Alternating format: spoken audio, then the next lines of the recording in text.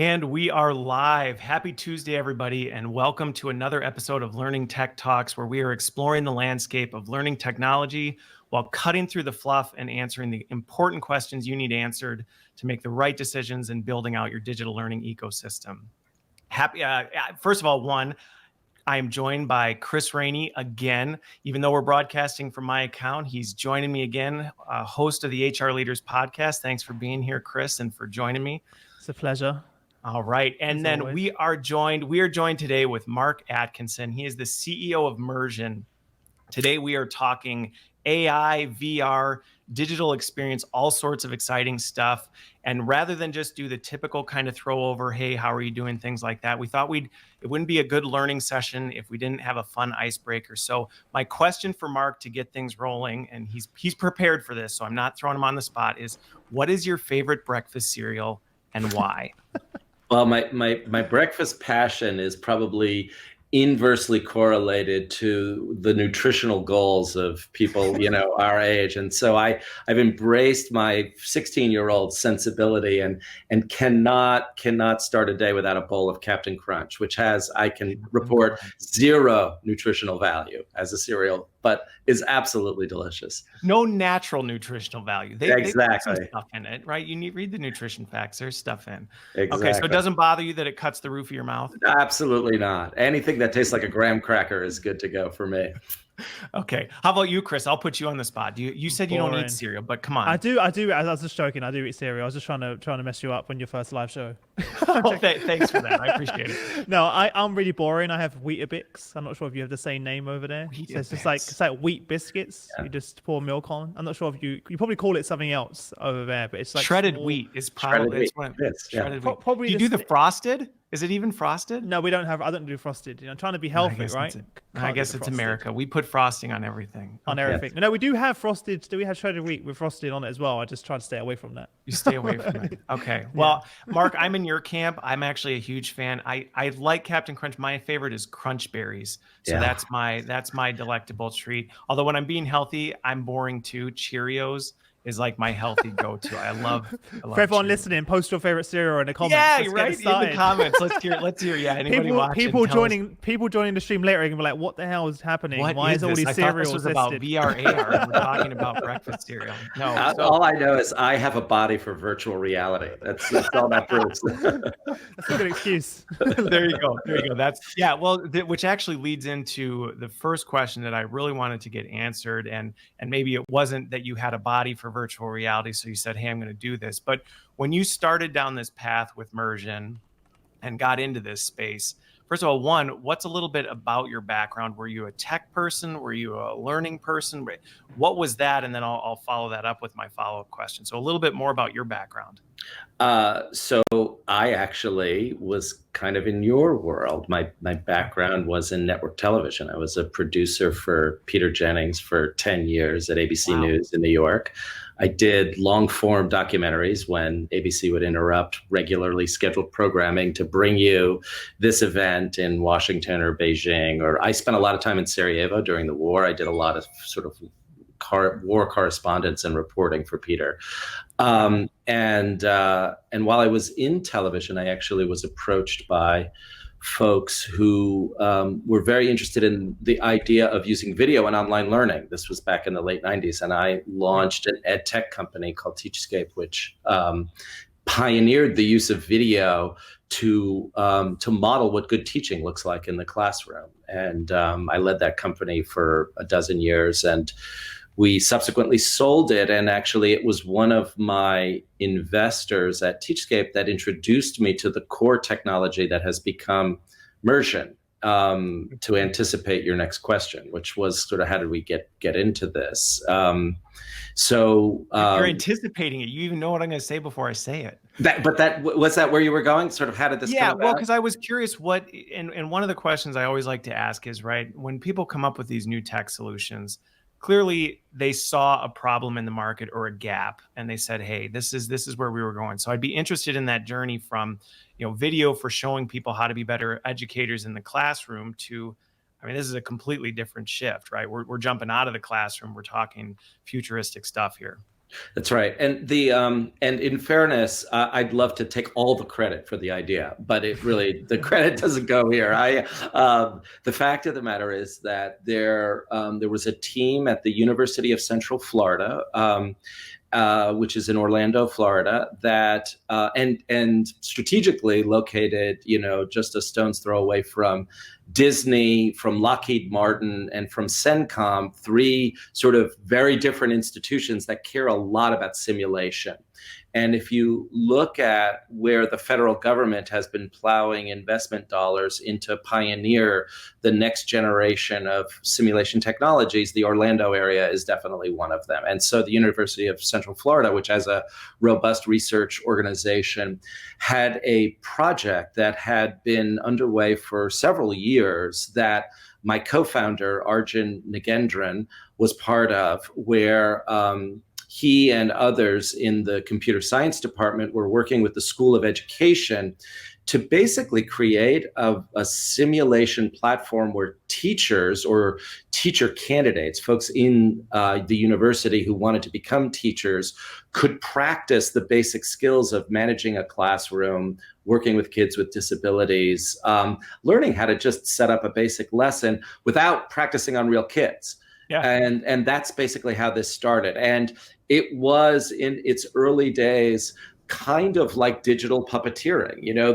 In a sense, the idea was, well, we can't get real kids, so let's have somebody behind the scenes create fake kids and literally pull the strings to make their mouths move and their heads turn. And there were lots of wires and gizmos, but over time, and obviously Mursion has evolved this.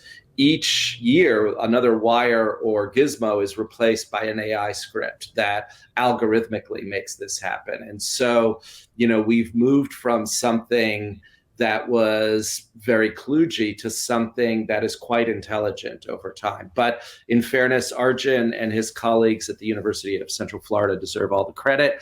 I just had the good fortune to meet them through an investor that thought the technology could be commercialized. Okay.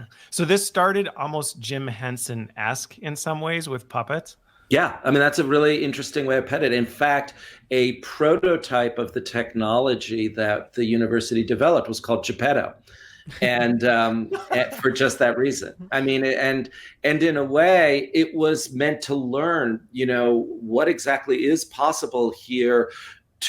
And there's a big philosophical issue that undergirds our approach that the computer scientists at the University of Central Florida, and I think Mursion believes really strongly, and it has to do with the way simulations are done at a grand scale. And the concept in tech and in simulation is called human-in-the-loop. And so what do I mean by that?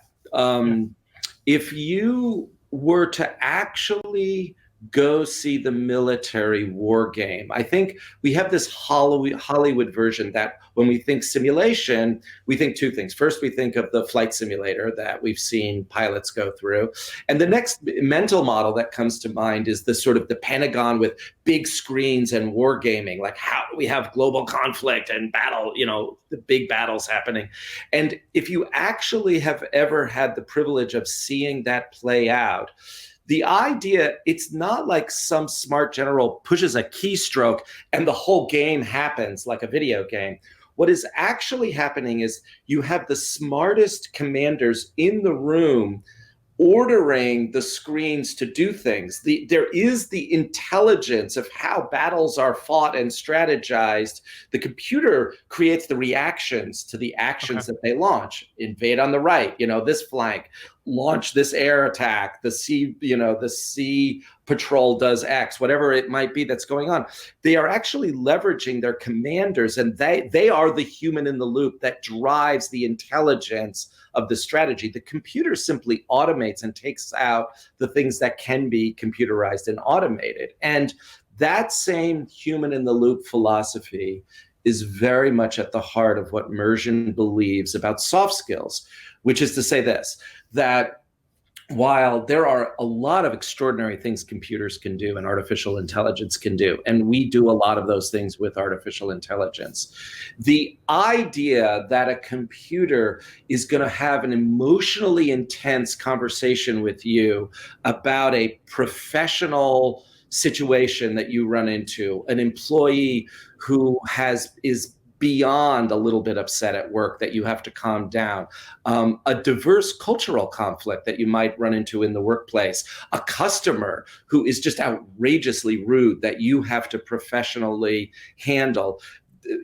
We know that computers can do a lot of things. Computers cannot simulate those kinds of intense emotional conversations without a human in the loop. And the fundamental premise of everything Mursion does is to blend what humans can do well and really enhance that by creating simulations that AI can produce in a virtual world that leverage those human emotional skills and general intelligence and create things that a learner thinks are exactly like what it feels like when you have that confrontation on the job.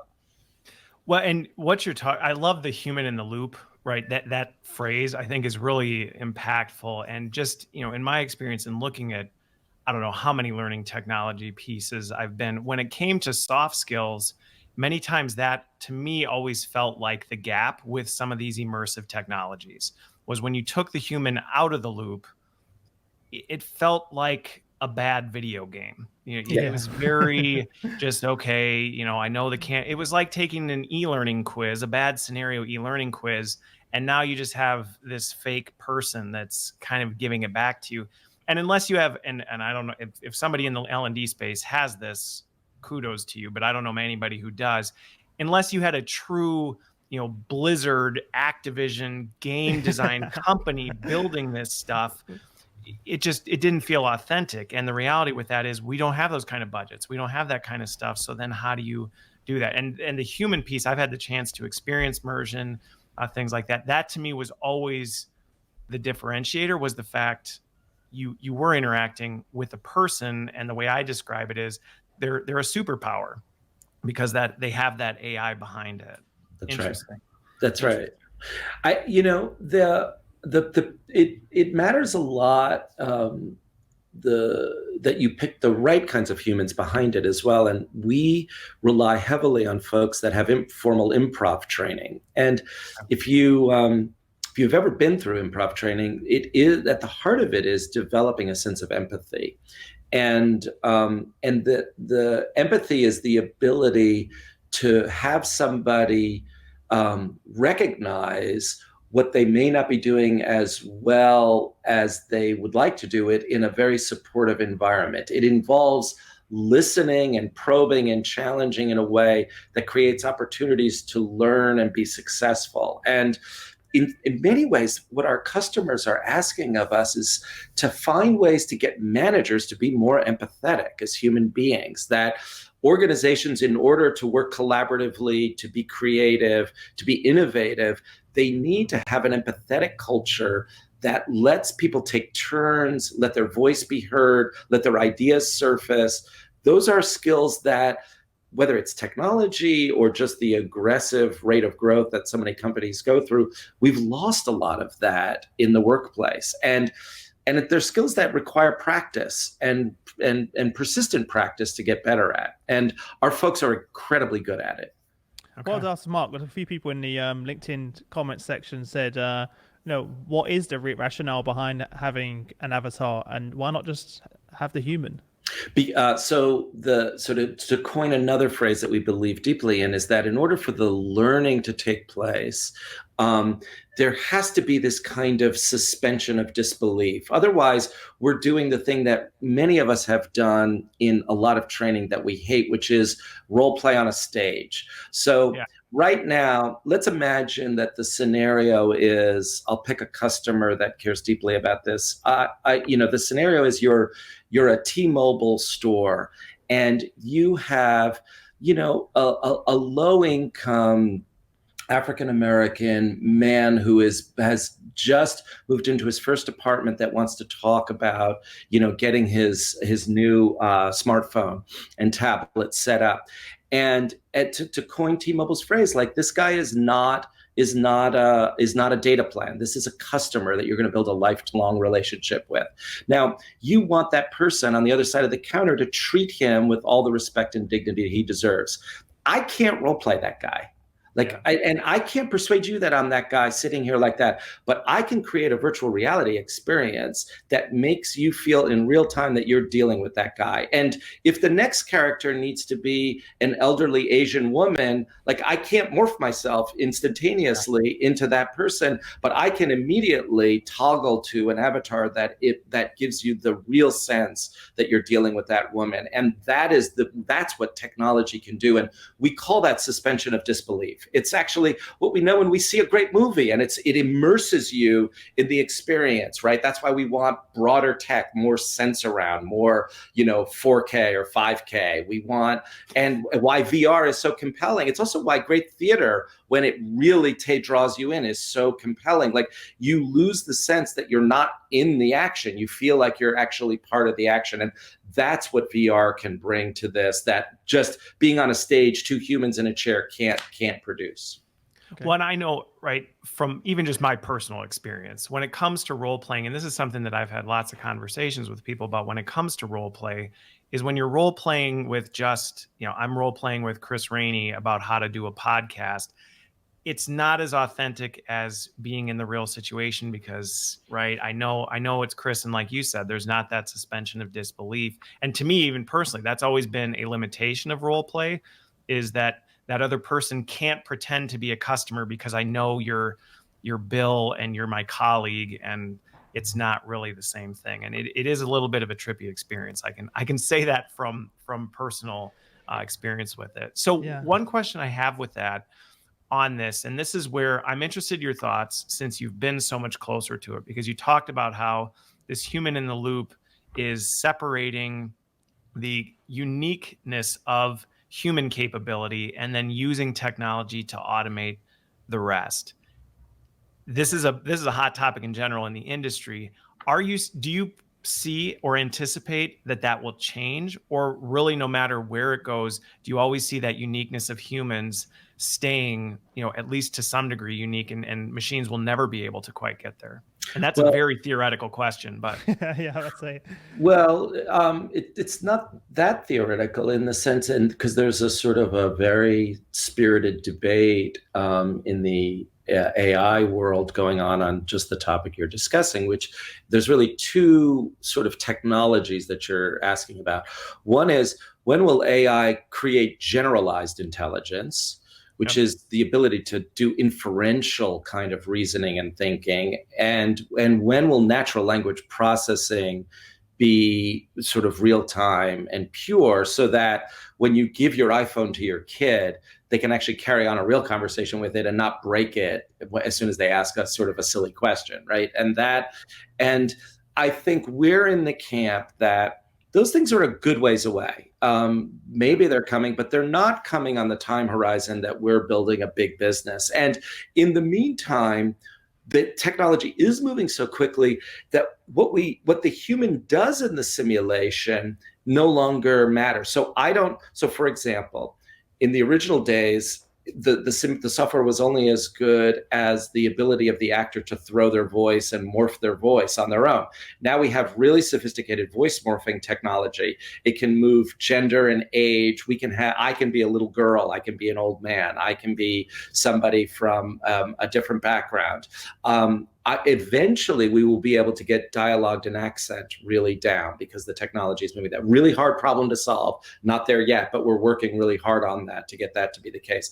Obviously, you can transform my visual appearance. Increasingly, we can make that visual appearance look really, really realistic without triggering the so-called uncanny valley of VR that you've heard people talk about, where people get creeped out by the avatar, right? That's going to happen. We right now have a control system where the actor uses either keystrokes or a controller mechanism to trigger the emotions. But increasingly, AI will allow the software, the camera and microphone, to interpret what the actor's saying and render it in real time into the body language of the avatar as well. So all kinds of things where I would essentially be doing what you and I are doing right now, talking to my laptop, and that will actually render in real time, all based on AI. Now, what does that free up the human to do? Well, it frees up the human to sort of play a role that our clients want us to do more and more, which is to track whether or not the learner is using the strategies they want them to use, achieving the objectives they want to use, tracking to the body language and tone of voice of what's happening in the simulation, and providing feedback on what they did well and poorly so that they can get better in cycles. And that's a really high value use of the human in the loop in our simulation. Okay. Do you need to get that? Sorry. No, it's okay. So with this one, okay, so with the VR piece, because this is one thing that I think when people think virtual reality, a lot of times people are thinking, you know, you've got Oculus, you've got hand controls, you've got haptics, which can feel very overwhelming if you think about it from a learning and development standpoint. If you're a learning leader sitting there going, hey, we want to move into the VR space, that can feel as a barrier to entry to say, we just can't do that. So talk a little bit more, and I know this piece, but I'd like to hear from you what that looks like, because it's VR, but not in the sense that I think a lot of people associate when they think VR. Yeah. So we basically are operating cross-platform. Fundamentally, we are a simulation platform, and we are an experiential learning sort of environment. People can do us in a headset. Most companies have not yet deployed these headsets at scale for the reasons you've described. So we deliver our simulations by way of laptops right now. We are being asked by more of our corporate learning clients, to be honest with you, to move it to mobile platforms where so much of learning is taking place right now, tablets. So for example, we have a few other telco companies where those guys who come into your house to install your set-top box, you know, they're walking around with an iPad or another tablet device, and they want to be able to do learning in their van when they pause and break. And so the marketplace is pushing for us to make these simulations work on smaller devices. At the same time, I mean, we really do believe that there are some experiences that are transformative in VR. Not all simulations require it, but there are some for which the emotional intensity or the atmospherics of where you're in. Let's say you're having a conversation where the environment itself is the distraction that keeps you from being, you know, sort of empathetic in the way you're interacting with somebody. VR lets you really produce all of that environmental distraction. So there are some things that we think are better for that. So we are operating cross-platform. We operate in VR. Very small number of people do that now. We operate a lot on laptops. A lot of people do that, and we're increasingly moving to mobile. Okay. I wasn't aware that I didn't know that you could do it through the headset, do a truly immersive capability. So that's even more interesting to me, in that really you go the whole gamut there. So if you have that capability, you're going that path. Because I agree. I think there are situations where the environment you're in is such a factor for having that authentic experience that, you know, just sitting and looking at a WebEx or whatever, it's not quite the same. Mark, okay. What feedback does the simulation give you? Because I've spent my entire career doing sales training, right? Role play. That's literally what I did for 15 years with a huge team of 50 sales execs, and that's what I'll do on a daily basis. And for me, the ability to be able to give that individual feedback on the spot during that role play was one of the most effective ways for me to train and develop them as sales executives. What feedback does the simulation give to the user?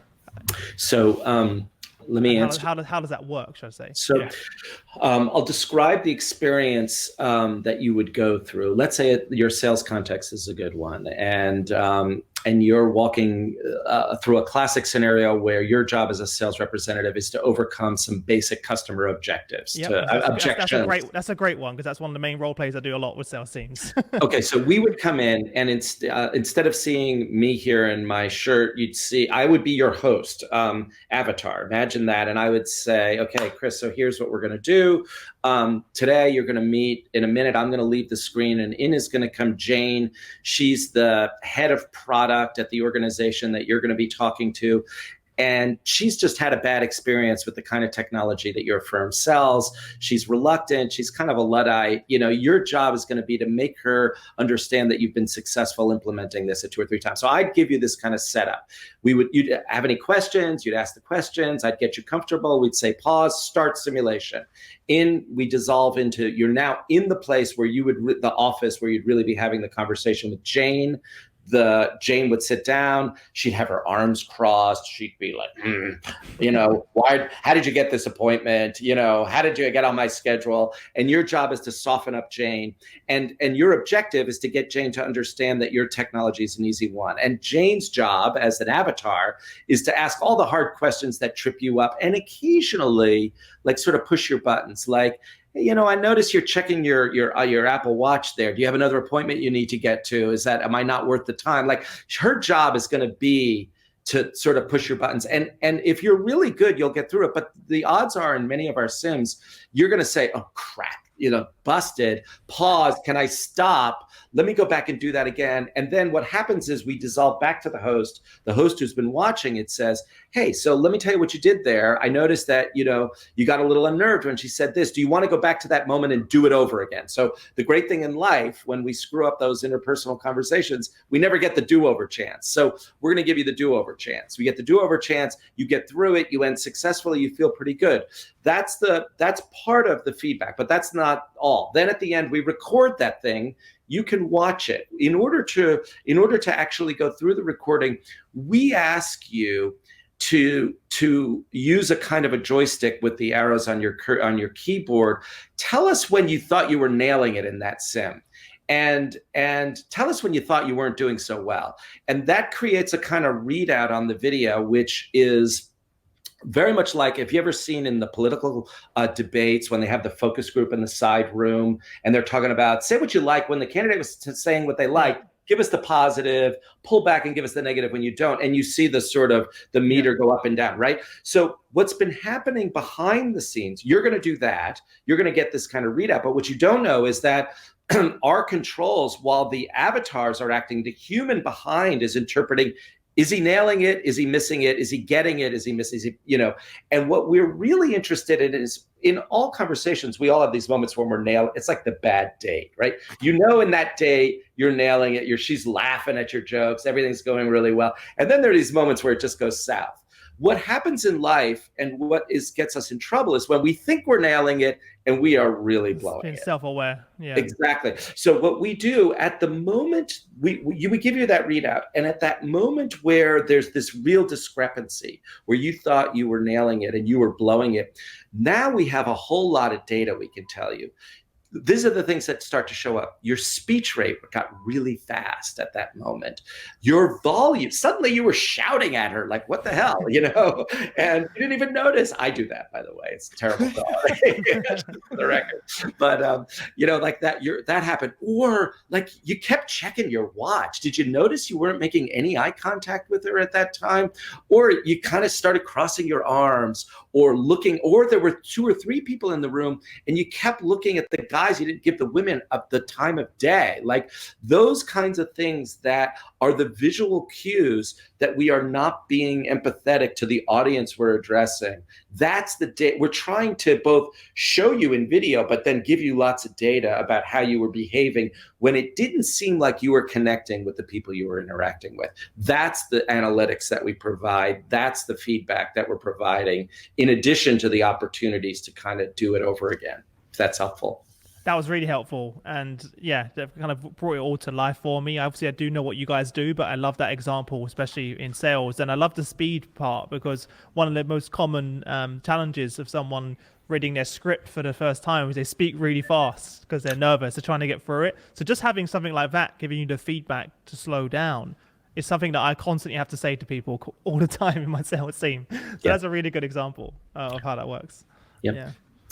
So here's one, because I in looking at some of the comments, I think this is, and I've even heard this in some of the discussions I've had about some of these new technologies is, well, people could do this, right? In theory, people could do this. You could try and replicate this with just people. And I think we talked part of my kind of counter back to that we talked about earlier, which is if I'm role playing with somebody, I can't be that elderly Asian woman, or I can't put myself in that without looking absolutely ridiculous or inappropriate to try. It's just not there. Where with the technology, you actually can become another person.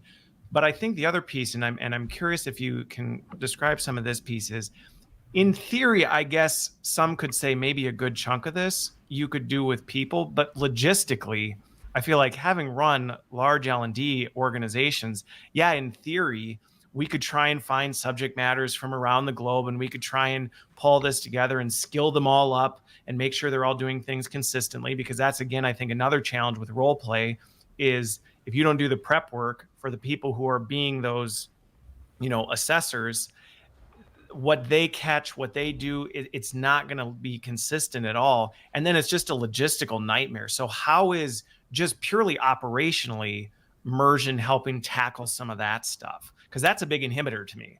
Yeah. I mean, so I think you said it very well. We work with companies that hire real actors to do discrete forms of role play, and it's super expensive. The actors have to go to a single location. All the learners have to fly in to be there. I mean, it's fairly expensive to produce. You need a facility. You need a lot of training. It's hard to get this right, and you can only serve a small number at a time. I mean, we get the sort of, if you think about the distance learning part of it, you can log in and do immersion anytime at home. Simulations tend to be powerful experiences in short doses. You don't spend an hour on it. You don't need to spend an hour on it. That intense conversation is going to usually boil down to somewhere between 7 and at the most 15 or 20 minutes, but they're usually these intense bursts. Why would you want to get people physically coming together to do all of that? And then once you agree that it's much better to do at a distance in lots of repetitive short cycles of doing it, then the question is it better to see me in my shirt in real life, or to see a virtual representation of me in a way that feels like you're actually interacting with the kind of character in the context you would really interact? And I think that's one of those things you just got to try it. Like it's just better. And it is better because it creates this kind of suspension of disbelief that I was talking about. I will say one other thing that's possible just from a pure business model standpoint. Like our technology is really clever, and as the AI has gotten better, a single human can actually run a scene where there are multiple avatars. So let's say you had to do a diversity and inclusion scenario where there's 6 people in a meeting, and you're in the meeting as the learner, and there's a microaggression that occurs in the meeting. You can't that's really hard to coordinate in a virtual real-time 7-minute experience that's available on demand. Can't make that happen, for people. And there's a lot of things like that you just can't do with real humans. I'll give you another one. We do a lot in healthcare, and we do a lot with issues that are super sensitive that people, how do you have a conversation with your teenage daughter about the choices around her medical choices around, fertility and things like that? How do you have a conversation in difficult circumstances in therapy and around addiction and sexual assault? Like, those are conversations that are super stressful. It actually turns out that you can produce them with a level of authenticity and power and impact much easier using a virtual avatar than I can sit here as myself and do it all day long. Those are harder things to pull off with just humans interacting on a Zoom call. Okay. Just to check, because there's some people in the chat that are asking the same question over and over again. Are you saying that there's a human, in terms of the feedback, because a lot of people are talking about the feedback part and saying that do you have the human doing the feedback after, or is that also the actual the actual role play? you never meet the sim specialist, right? Like we could talk about that part. So yeah, I think people got confused. I think people were thinking in the chat earlier by your comments that there's someone after you go for the role play, there's someone in the background who's a human who gives you then the feedback manually. That's not the case. Remember when I said that you started off and I'm this host avatar? So I got it. I think they missed the avatar part. So just to clarify, guys, there is no human. There's no human behind it. No, we don't ever. We never like that. You never see the human. The human could be anywhere in the world, and they are all over the world actually doing this. So we have a big cast of people around the world who are logged in, have been trained and certified to do the scenarios that they're doing, and there's lots of quality control measures around it. But that person, it plays all the characters in the scene, regardless of their gender, age, what ethnicity, what have you, and so they've been there for the whole thing and have experienced it. But when they're giving you feedback, they're giving you the feedback in the form of another character who introduced you to the scenario, and then they're actually role playing all the characters that you interacted with in the scenario, and then they close out the scenario for you. So it's one person behind the scenes at all times. Okay. All right. Yeah, and having been in it, having gone through it, I can kind of speak to that from experience. That there's almost like a digital host, if you will, right? Like it's a digital host who introduces you to it. Then they tell you, are you ready? And then they disappear, and then you actually interact with these what seems like multiple people, but really it's a computer powered person on the other end that's doing some of that stuff. Yeah, your colleague just put a good comment in there, Kevin Holland. He said that one actor can control up to 4 avatars simultaneously. There you go. Thanks, Kevin.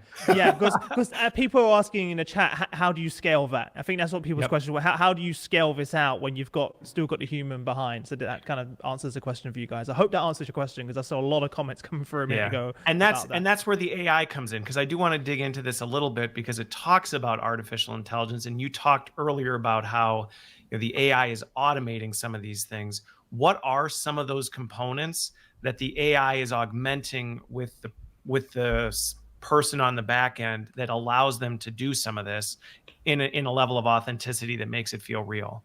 Well, so the AI does a huge amount of it, because if you have multiple characters, they have to be animate like humans. If you have 5 humans sitting around a table, if it weren't for AI, they would be dead stick figures, right? They would just sit there lame. They breathe, they move, they shift, they react to one another, what someone says at the table. Often they talk amongst themselves. One human could not possibly do all that at one time. The AI makes all of that happen authentically, and is getting smarter and smarter, so that when one character speaks, the other character at the table could be actually reacting to it. And it is only when the learner speaks to address a different character does the human, in a sense, inhabit that character for the spoken dialogue. And then in real time, it morphs the voice to the appropriate voice profile of the other avatar, so that whether it shifts gender or not, a conversation is happening all the time. And increasingly what the AI can do is drive things that neither the learner nor the human actually triggered. So for example, you could have an event because you're in a workplace where things just happen. It's a cafe where, suddenly there's a crowd rushes in, or, it's a fulfillment center where suddenly a truck starts beeping and all kinds of noises go off because there's just general activity. Those are the real life. It's a hospital where an emergency goes off. Those are the real life distractions that cause us to get off our game when we're having a workplace dialogue. And that is all triggered by AI. Okay. So in an analogy, Chris, you'll probably appreciate this. Oh, looking the wrong way. Other way. Anyway, as a gamer piece, right? So these avatars are almost, I think of, video games where you turn on, you're playing against the computer. So when you're not interacting with an avatar, the AI is kind of running these bots. They're doing these different things. And then when you address or you interact with one, right, then that's where the specialist is kind of taking over that person, almost kind of possessing them in a way and doing that interaction while the AI takes care of those other things. And everything about their body language starts to be driven by AI as well, so that we increasingly want. I'll give you a thing that we've learned by actually moving from the sort of digital puppeteering, if you will, to the more AI system. It turns out there's a lot of ways that humans physically manifest boredom with the person they're talking about. right? But we found out that when we let humans decide how to manifest boredom by triggering a kind of animation that like they tend to revert to one or two things. But what we really want learners to be good at is to pick up all of the cues that somebody they're interacting with might be bored or angry or confused or otherwise upset by the way a conversation is going. And it turns out that actually artificial intelligence is better than giving a human control of those emotions. That if you're going to represent the wide range of body language that goes on, AI is better. And so we are now using more AI to trigger the body language of the avatars than letting the humans decide it. Well, that would make sense, right? Because AI is extremely effective at detecting patterns. Right? It can detect patterns and it can then execute against those patterns. So if, like you said, it can detect, hey, these are the typical patterns we see in human behavior, I imagine it has to be able to do that extremely well, probably better than trying to scale a person up to be like, okay, when you're bored, these are the two things, and here's how you balance that to make it feel authentic.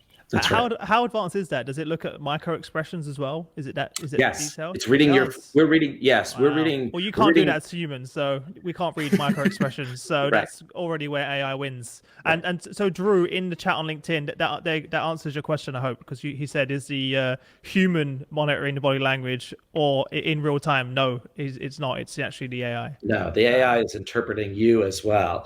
And it's going to give you feedback if you want it. Now, we give people the right to be recorded or not be recorded. And even if their company would love to them all be recorded, we still give them the right. We are fully sort of working towards the GDPR requirements around privacy so that everybody gets to decide what data they want. But if you want to get feedback on how you come across, we let you record the thing and get all the feedback you want. That's pretty cool. Yeah. So with this one, I want to talk a little bit about not necessarily the data privacy piece, but a little bit from a culture standpoint. If you think about it, I think sometimes where we struggle in L&D a little bit is getting people to trust that, hey, this is a learning environment. This is an opportunity that's safe for you to fail and grow, right? That's what we're trying to do, is make mistakes, learn from it, and grow.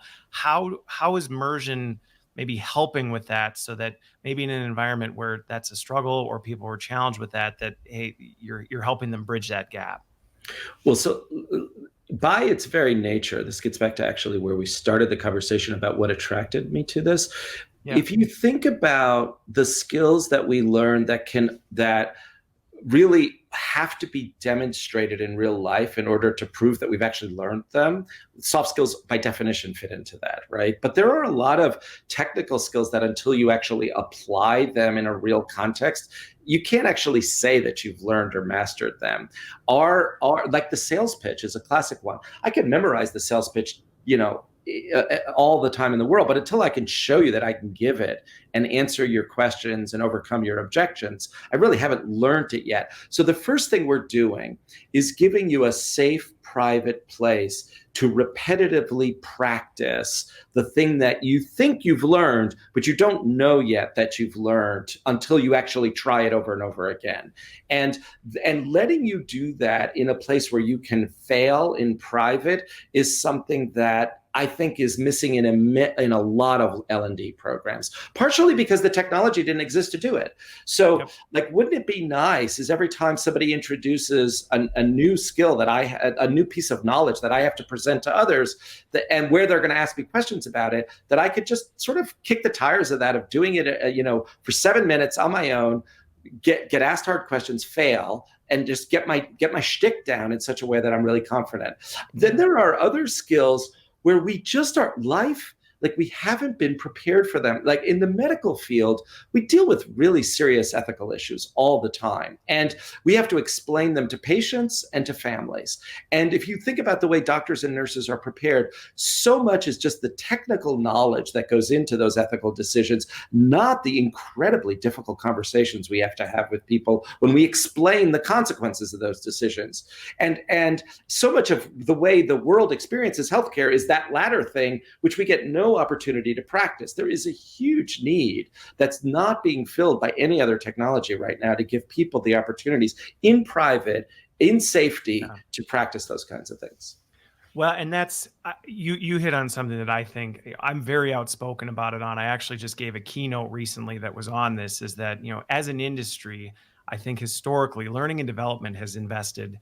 We've over-indexed on content. We've over-indexed on creating content, distributing content, putting content out there and getting in people's hands, and haven't invested as much in how do we give, like you described, people opportunities to put it into practice, because otherwise you end up with the Dunning-Kruger effect. You have people that think they're phenomenal at this stuff and they haven't had a chance to try it, and then you put them in the Shark Tank and they just get eaten alive because, like, well, see, you watched a bunch of TED Talks. That doesn't mean you could deliver one.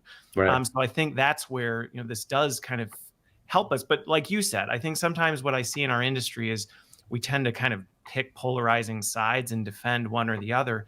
And I think it wasn't necessarily we focused on content because we didn't know what we were doing, or we made mistakes. It's just we were limited to the environment we had, and now technology is creating these opportunities for us to be able to do things that just weren't possible. I mean, we just couldn't do it at any sort of speed and scale. That's right. I love the On idea. Go on, sorry. I'll say I No. love the. I absolutely love the idea of it personally. I remember how terrified I was when I first got my sales script and I had to go and pitch, my CEO, the sales director the next day. Is terrifying, right? Not having any feedback before going into that real life situation on how good you were, or how. And I used to take it to the point where I would write my script out on paper, then record myself saying it out loud, so I have an audio recording of it.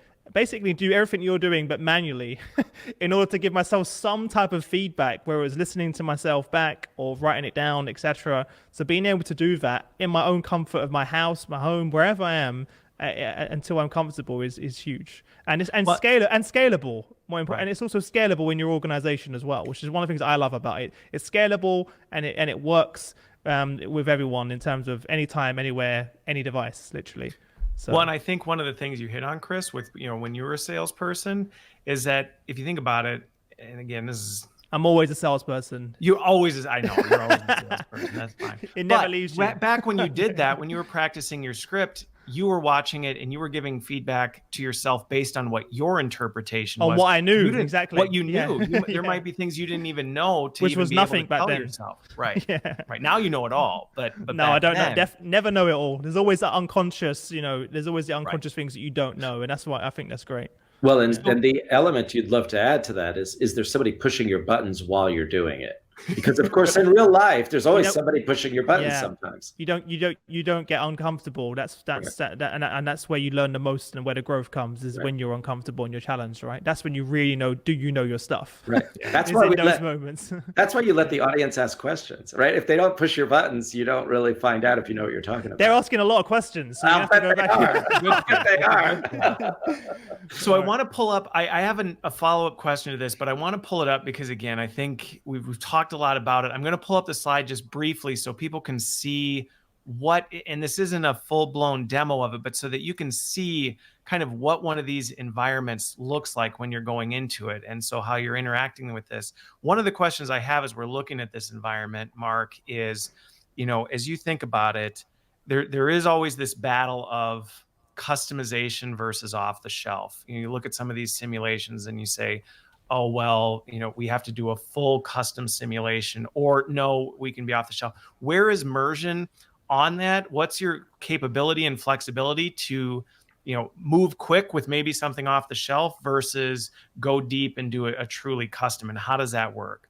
Well, so over the last several years, we've built up an exceptional bank of avatars and sort of environments. You're looking at, two avatars in a residential environment where we train home healthcare workers how to come into the homes of different people and have difficult conversations that they might have to have about a home healthcare regimen that they're going through. Okay.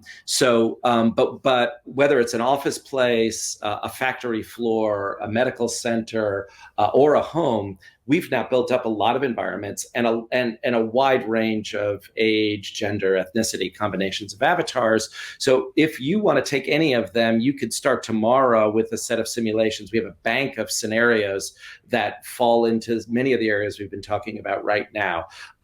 Leadership development, certainly, where listening skills, diversity and inclusion, de-escalating conflict are all incredibly relevant. A lot of healthcare contexts where you're having difficult conversations about medical treatments or breaking good or bad news, more often than not bad, to the families of and patients.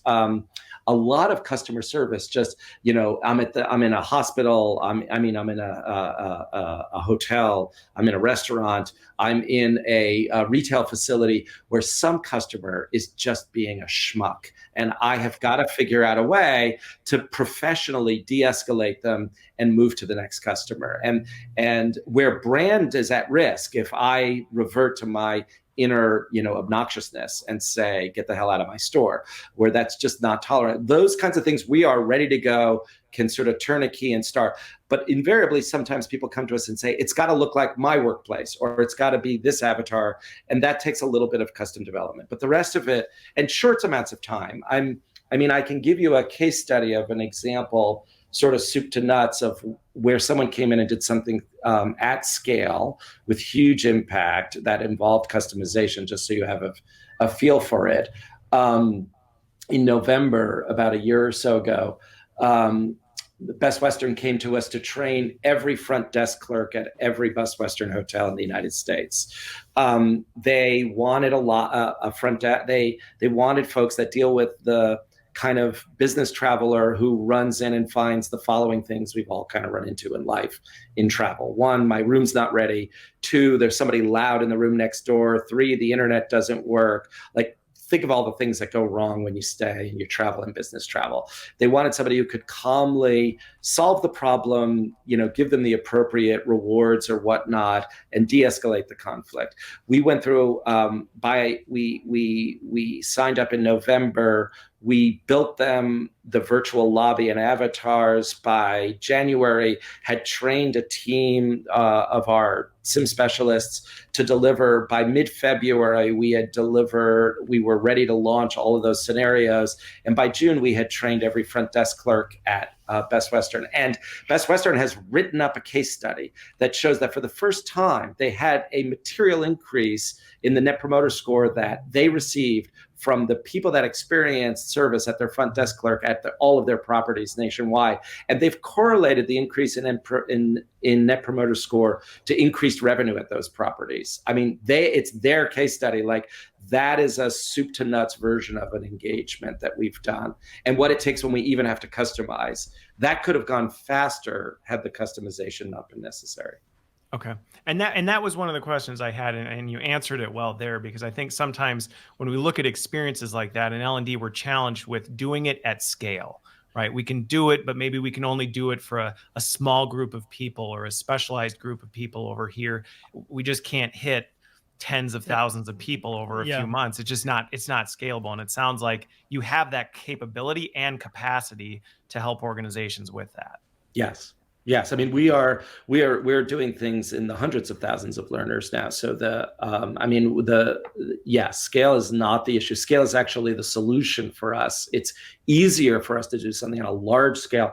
The harder things to do are little niche specialty projects for a small number of people. Okay. So how about this? On that topic, I've got 2 things that come to mind. First of all, one, when you look at, let's talk about the niche and customization versus things like that, is in those situations where maybe you truly do need to go deep and it's only something that internally you can do, or maybe you really need the true internal subject matter expertise. Is there an ability for, say, somebody from your company to be skilled up and drive one of those sims? So maybe that person could go deeper than maybe a sim specialist might be able to do. Is that a possibility? Yes, and that's a very good question, and we do have clients that do that now. So, and we envision this being a platform that we turn over to any company that wants to do it. So, as it turns out, there are a lot of people that are already in the employ of organizations that are perfectly capable of being what we call simulation specialists. We often recruit people out of those organizations. We train them and we deploy the software internally, where everything they do is entirely private within the organization. So we would have no interaction with them at all. We have a lot of large organizations that have come to us to do that. In some cases, they go outside. There are so many talented people that have theater or improv backgrounds who are so excited at the opportunity to do this work. Many of them like to engage in performance work at night. But if you think about business hours, there's not a whole lot of theater happening, on 5 days a week during the business hours of 9 to 5. And those people need something to do, and this is real performance, and they love it. And so finding them is not difficult, training them is not hard, and this system is super easy for them to use. And so you are absolutely right to suggest it. You don't have to have us do it. We'd happily put you in our business and let you go do it for yourself. Okay. Because that's helpful, because again, I think sometimes there are situations where maybe there's a level of competitive intelligence or data privacy that an organization may not necessarily, regardless of how secure your stuff is, they may say, we feel more comfortable keeping that behind our closed doors. So that's good to know that's possible. The other one I was going to ask is, right, you look on a global scale. I think this is a challenge for learning and development leaders in general. When you have large global organizations, you're dealing with nuances in cultures and countries that you maybe can, the days of all you needed to do was translate your content. And that wasn't even easy. I mean, that wasn't even easy. So anybody who's been in the space knows that's no small task. Still wasn't easy. It's still not. But now you talk about, this experience stuff and all the cultural. Are you able to do that, to help with, hey, okay, if we've got a region over here or a country over here, are you able to help with that so that instead of people having to try and navigate all that territory, can you support them through that? We are working with companies like Coca-Cola that are global. We are working in most countries in the world doing this. And we are building up partners that cover cultures where it's hard to find expertise in the United States. So, we have centers in London and Asia and the Middle East and in Africa where we can draw the human expertise we need to deliver compelling experiences that work in those cultures. For global corporations, it's not actually as hard as it sounds, because there is a sort of they tend to have a more homogenized global approach. They do it in English, first of all, although we do it in other languages as well. Obviously, the avatars have to look of the country they're speaking and the language they're speaking. But we have big partners in Mexico, for example, in Latin America, that are doing this for themselves in some cases. When language is a big obstacle, they often go down the software license route that you alluded to earlier. But we have folks delivering in languages across the globe. Okay. So I think, that's, like I said, I think there's, and I'm sensitive to it because having been in a lot of U.S. organizations running L&D on the U.S. side, one of the things I'm always sensitive to is, when you think about an organization, the last thing you want to do is you're rolling things out globally is have everything feel like it's U.S. centric. It's coming from corporate, and it's kind of a push down, and being able to kind of tap into that gives it a level of authenticity that overcomes that. I think that's almost essential, the way that we're moving forward, that you have that. It can no longer be that. As well. Just out of curiosity, as the technology gets better, are you looking to get to the point where you can't distinguish the role play versus reality? Because if you look at some of the games that are out, that I personally play and that are out now, you almost can't tell, or even the movies, let's say, you can't tell between, is it actually a real person or is it? But, is that the plan for, or would you always keep it so you're very clear that that's actually not human right there? So there's just out of interest. We have a whole board of psychologists who advise us on this very issue. And to be fair, the science is so those films that are doing that right now, where they are pushing the limit of reality with essentially virtual reality only in film, that's computer generated graphics. I mean, they're really quite extraordinary, and they're blending and sort of bending our definition of what is real and not real And we're trying to decide whether or not that is comforting or discomforting. And that's what I was. That was my question, because I don't know if that makes it more or less comforting knowing that it's actually. It's a good question. All we know so far, like we know that moving from cartoony characters towards more realistic characters has been the right thing to do. Okay. Whether we move to the full hyperreal where you really couldn't tell whether I'm the avatar or I'm Mark, that right now that we haven't decided. We're just incrementally moving forward and testing and getting advice as we do. We do a lot of studies. We work with a lot of research organizations that are doing research with us on the technology as we're deploying the technology on subjects like this. Yeah. Okay. Well, I think personally in gaming, I think there's been a lot of research that you are engaged. I could say personally, actually, forget about the research. I'm personally more engaged in the experience with those, hyper realistic games. I think most people would say the same thing. Yeah, it's super interesting as well. But but from psychological point of view? Yeah. So the last question I have, because we've only got a couple minutes left, and this is one I think that's really important for L&D to always consider, because it can be easy to hear about these new techs and the use cases and get excited and be like, oh yeah, let's do it, without really thinking through what are some of the implications or the things that you need to do on the L&D side to be prepared to make this a success. Because I have to imagine it's not just you flip a switch and magically Mursion fixes all your problems. I mean, that's just not realistic. So what are some of those things that you would say, hey, if this is something that you're looking at pursuing, these are some steps to take to prepare your org, your people, things to make the most of this? So the first thing is that you never heard me describe us as a soup to nuts training program. We don't teach you the leadership skill. We give you the opportunity to practice the leadership skill. So we need to be yoked to some other training initiative, whether it's face-to-face or online, in an appropriate way.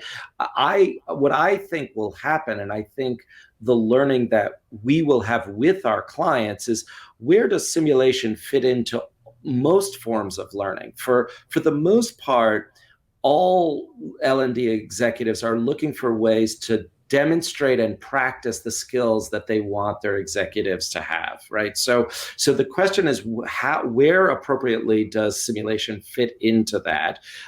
That's certainly one. Two is, I think that it's just different, and that it's a live experience, and most e-learning is asynchronous these days. And so you think about all the scheduling and logistics of a synchronous experience as opposed to an asynchronous experience. That's certainly something that I think we want to address. We are increasingly becoming on demand, so that we right now work through the scheduling of when we do simulations with a little bit of notice. As in the next year or so, we will be very close to either within 24-hour notice or just on demand. This is where volume really is our solution. And then I would say the other thing that is a big shift, there is one thing in L&D that I regret, which is it has to do with what the bosses impose on the L&D executives, which is training is one and done. Take the course. There's a presumption that you know the thing at the end of the course. Behavioral change, for anybody who's tried to diet or exercise, we all know, like, you don't. It's just because you know. Yeah, it's not one and done. And so it is with human skills. I am not going to become empathetic because I do a single sim. We have done a lot of research on what it takes to move behavior, and we actually have a real body of literature that supports that after only 4 simulations, we can really start to see people changing, but they don't change fundamentally unless they keep at it, in the same way that I am not going to lose all of that Captain Crunch I ate for breakfast in my girth by simply running once today, right? Okay. I got to keep at it. So that's a change too. So fundamentally, and this will kind of be my closing thoughts on this, is all the good principles we know as learning and development professionals still play in. We can't just assume that the tech is going to come solve that for us. We still need to set the table, prepare the organization, do all these good things, but Mursion can help assist in some of those challenges and help us better index on experiences versus just content. Yeah, I think that's fair. Absolutely. Perfect. Well, we're going to wrap. We're at the top of the hour. For people who are interested in learning more about Mursion, I would highly recommend try it out. Reach out to me if you want. You can reach out, Mark. They can probably reach you or anybody over at the Mursion team. Yeah, come on our website, get a demo right away, see it. You got to do it in order to really experience it. You'll have all these questions will get answered once you try it. And if not, we'll answer them and hopefully work with you to get you something you like. All right. Well, awesome. Well, thank you for being here, Chris. Thanks for joining me again on another show. For those of you watching, be sure to tune in and subscribe to the podcast, to all that good stuff. And we'll be here again next week, same time. So thanks again, and we'll see you next time.